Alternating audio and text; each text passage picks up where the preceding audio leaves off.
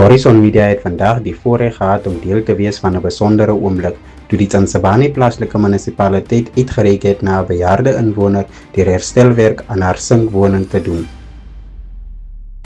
Die inisiatief vorm deel van die munisipaliteit se Mandela Dagviering, waar tydens amptenare hul 67 minute daaraan wy om 'n betekenisvolle verskil in die lewe van inwoners te maak.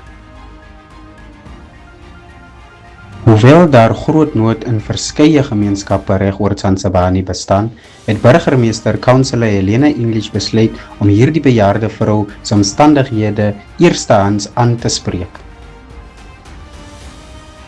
Die herstelwerk aan haar woning sal nie net haar lewensomstandighede verbeter nie, maar dien ook as 'n daad van omgee en menswaardigheid. Die projek is 'n herinnering dat Mandela Dag nie net oor simboliese gebare gaan nie, maar oor praktiese diens aan mense wat dit die nodigste het. Ons verslaggewer, Gabby van der Merwe, vertel meer. Horizon Media is vandag in Newton, Bosmasburg, saam met die Tsansebani munisipaliteit waar hulle 'n bejaarde uitgereik het na 'n bejaarde om haar omstandighede te verbeter. Ons gesels met mevrou Helena English oor hoekom spesifiek hierdie bejaarde. Ek is 'n raadslid van wijk 2 Newtown, ook die burgemeester van Tsansebani Local Municipaliteit. Na aanleiding van tuisbesoeke wat ek voorheen gedoen het saam met die wijkskomitee, het ons uitgereik na Oma Sekoe toe. Ons het die omstandighede kom sien en ek het uitgereik teruggekom en kom gekyk, assessment kom gemaak en gesien wat die probleme hier is. Oma het even sonder 'n het nie 'n kragboks. Die kragboks was in, maar die kragboks het nie gewerk en ek het uitgereik na Eskom toe en vir Eskom gevra dat hulle moet kom en kom kyk. En die kragboks is vervang. Voor die kragbokse vervanging het ons 'n solar light aan Oma kom oorgegee ook, sodat daar lig kon gewees het. Na dit het ons weer teruggekom en kom gekyk na die omstandighede van Oma. En soos wat julle weet, ons het die 18de Saterdag het ons Mandela Maand gevier. En een van die key issues is dat ons moet omsien na ons ou mense. Ons moet omsien en kyk die omstandighede waarin ons mense lewe, die armoede omstandighede waarin hulle lewe. Ons moet kyk daarna. En Tata Madiba het omgegee, ons vorige president en 'n omgee president, mag sy siel in vrede rus. So ons het teruggekom, soos die meier het teruggegaan en gaan gekyk en dan 'n program gaan opgetrek om te sê dat ons kom terug. Want ons moet kyk na die legacy wat daar nagelaat is. En ons is vandag hierso om die Oma se plekkie vir haar 'n beter plek te kom skep vir haar, waar ons 'n struktuur gaan opbring om vir haar 'n beter plek te skep. So ek is saam met van die ander stakeholders, ek is saam met van ons leierskap in wijk 2 en al die ander raadslede wat teenwoordig is en die wijkskomitee-lede. So ons wil 'n beter 'n plekkie vir Oma kom skep. Ek is bly dat meneer Maruping van Social Development van SASSA ook teenwoordig is en al die ander stakeholders. Dan wil ek 'n vriendelike beroep doen aan al ons private partners, die besigheidsmense. Kom ons reik uit na sulke gevalle en ons skep 'n beter lewe vir ons mense. Ons reik uit deur na die burgemeester se kantoor waarmee ons saam met ons raadslede werk, waar daar sulke gevalle is, dat ons dit adresseer. Ons kan nie nou nog in hierdie demokrasie toelaat dat ons mense in armoede lewe nie. Ek is bereid om met enige een te werk.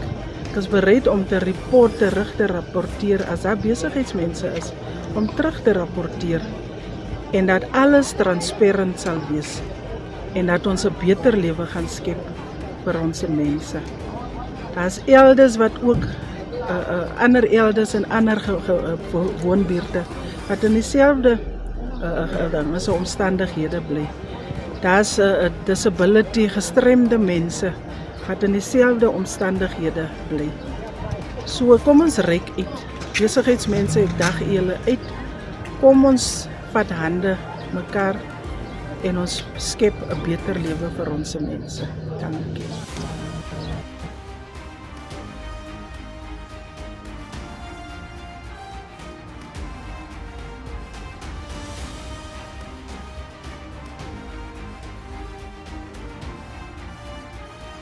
The political landscape in Tsansabani has taken an interesting turn following the sudden resignation of prominent councillor Mr. Dirk Eso from the Economic Freedom Fighters, better known as the EFF, to join the newly established Rise Tsansabani coalition founded by former councillor Michael Mabilo. Although Eso, known as Diga, and Mabilo, known as Gogo, previously represented different political parties, they have worked closely together for several years through the Tsansabani Unemployment and Business Forum, TUBF. During this time, they built a reputation for working across political lines to advocate for unemployed residents and disadvantaged small, medium and micro enterprises in the municipal area. Their collaboration through TUBF has been credited by supporters with helping create employment opportunities for many young people in the broader Tsansabani while promoting local economic development and entrepreneurship. Eso's decision to join RTC unites two leaders who have long shared a vision of economic growth, job creation and greater opportunities for local businesses. Political observers believe the move could strengthen RTC's presence and influence within the broader Tsansabani and within the Tsansabani Council ahead of the future elections. With Diga and Gogo now serving under the same political banner, all eyes will be on this new partnership, indeed a match made in heaven. Having previously demonstrated an ability to work together despite political differences, supporters believe their combined experience could position RTC as a stronger contender in Tsansabani politics. Whether this translates into electoral success and meaningful change will ultimately be decided by the voters of Tsansabani later this year.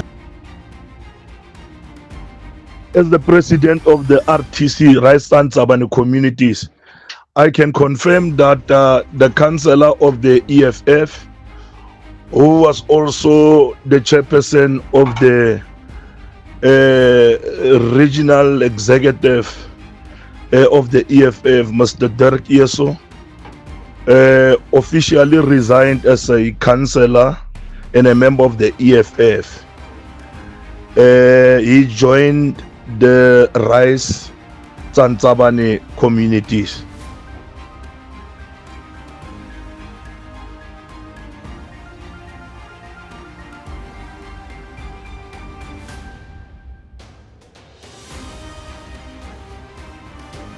The South African Police Service in the Namakwa district has welcomed the successful conviction and sentencing of 27-year-old Sefeto Sobekwa in the Springbok Regional Court, reaffirming its commitment to combating violent crime and ensuring justice for victims. On 27 November 2025, a 36-year-old man was fatally stabbed during an incident in Carolasburg. The victim was admitted to hospital for medical treatment but sadly succumbed to his injuries on 4 December 2025. Sobekwa was arrested on the day of the incident and remained in custody after being denied bail. On 9 July 2026, he was convicted of murder and sentenced to 50 years imprisonment, of which 3 years are suspended for a period of 5 years on condition that he is not convicted of assault with intent to cause grievous bodily harm, attempted murder, or murder committed during the period of suspension. Furthermore, in terms of Section 103 of the Firearms Control Act 2000, Ex 60 of 2000, the court declared the accused unfit to possess a firearm. The successful outcome is attributed to the diligent investigation conducted by Detective Sergeant Clarence Olay and the effective prosecution led by Mr. Basil Koch. The dedication and professionalism ensured that justice prevailed and brought a measure of closure to the victim's family and the Carolsberg community. The District Commissioner of the Namakwa, Brigadier Scout Andrews, commended all those involved in securing the conviction and sentence. This sentence sends a clear message that violent crime will not be tolerated. We commend the investigating officer and the prosecution team for their commitment and professionalism in ensuring justice was served. SAPS remains steadfast in its mission to protect our communities and to ensure that perpetrators of violent crime are held accountable, said Brigadier Andrews.